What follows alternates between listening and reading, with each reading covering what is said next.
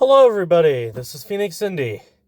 And holy fudge nuggets, this game has taken years, and I have gotten nowhere.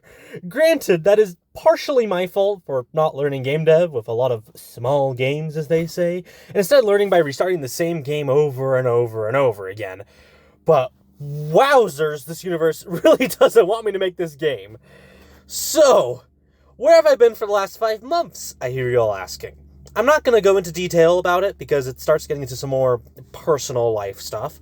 But to put it professionally, life decided to fuck my ass. Now, hopefully life doesn't do that again. Hopefully it leaves my feathered butt alone.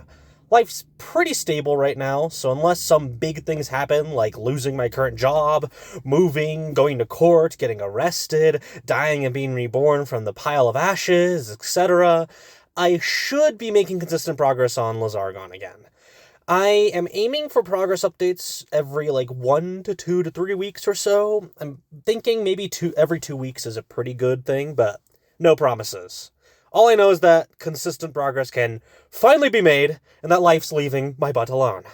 And also I do plan to probably expand to more socials than just YouTube, Blue Sky, and Reddit. Twitter didn't work. Don't know yet. I'll decide on that. All I know is that I want to make this game, no matter how long it takes, and I want people to play it. First and foremost, me. Behold, the Phoenix Indy character.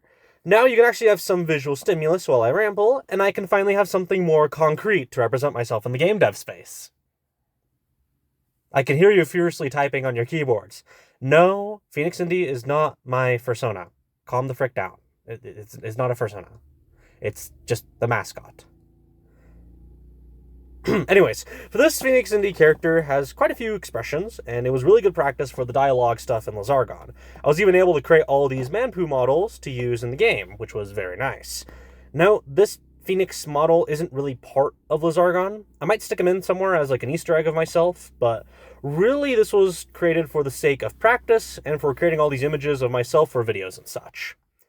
Okay, let's get into the actual Lizargon progress now. I'm going to speedrun the smaller stuff real quick, and then I'll jump into the two big boys. So, let's go. Abilities menu rework. It was internally changed to allow for better writing and editing on my part, also allows for scrolling on bigger text boxes. Interactables and dialogue tweak.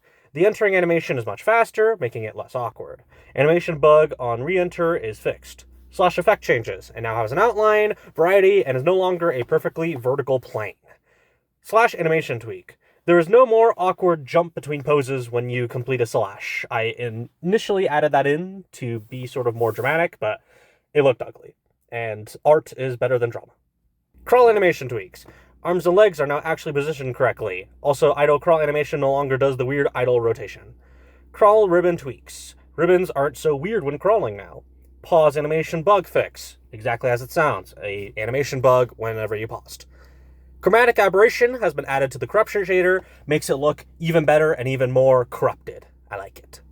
Environmental sound effects are actually set by environment instead of needing some strange master array in the player.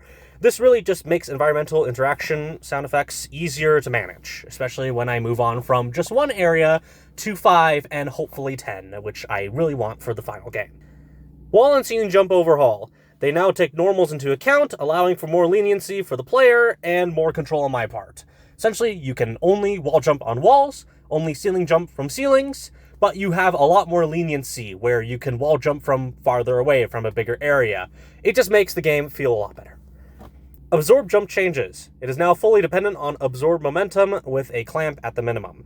This makes absorb jumps a good move without momentum, but very reliable with momentum. It's hard to explain, but it just feels a lot better now. Model smearing now depends on actual positional velocity rather than the internal physics velocity. Because remember, I sort of hold internal physics velocity for a bit to allow for corner curling. The camera now has a max zoom. It should be very hard to get to, but it is there to allow me to sort of, not have to build infinite levels. Trust me, it is really hard to get to. You have to be going at the speed of literal sound. Interactables are much easier to plop and drop for me. They are still a pain in the butt to make and implement to areas, but this should make it faster and more efficient. Hooey! Okay, time for the big boys. These are the two here that I really want to ramble about a little bit. Meditation and Autumn Treetops. Meditation is essentially your map in Lizargon.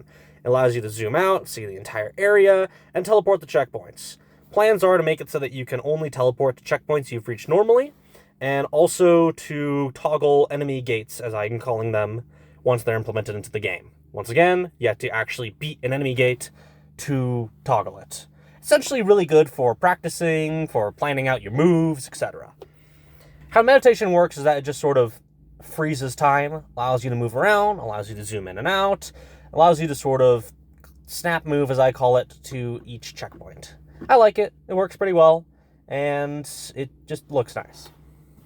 And now for the other big boy, Autumn Treetops. Holy crap, I've actually started. After years of making this game, I'm actually working on the first area. Holy crap!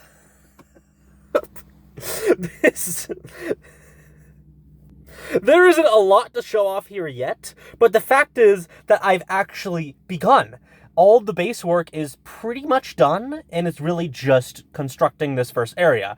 Geometry, level design, enemy placement. I still need to program the enemies, but I feel more comfortable making the enemies when I, have a place to put the enemies. But oh my word, Autumn Treetops is actually going. Oh my god. So to summarize, life decided to absolutely but unless something big and life-changing happens, I should be back with pretty consistent Lizargon progress and updates. I have an actual character now, so I can spice up devlogs and promo stuff. There were a lot of small little fixes and changes to Lizargon, making the game overall closer to completion little by little. Granted, those littles were very little. Then meditation, which acts as a sort of map for the world and allows for teleportation to already reach checkpoints. And finally, Lizargon's first area, Autumn Treetops, has finally begun construction. Now the big question, what's next? In terms of smaller things, I want to fix some weird behaviors with jumping I found, along with tweak ceiling jumps for better balancing. I also want to add a parry eye flash for easier discernment of when you're in a pre-parry freeze versus not. As for big boys, it's just chipping away at the first area, Autumn Treetops. Area geometry, sound effects, layout, enemies, models, the whole shebang. Hope that's all I have. Apologies that I had to leave for 5 months. Life just sometimes does that. But hopefully now I shouldn't have to leave for such long periods of time, and I can just work on this game and keep making internet stuff to try to get people seeing the game. So, that's all. For now, at least.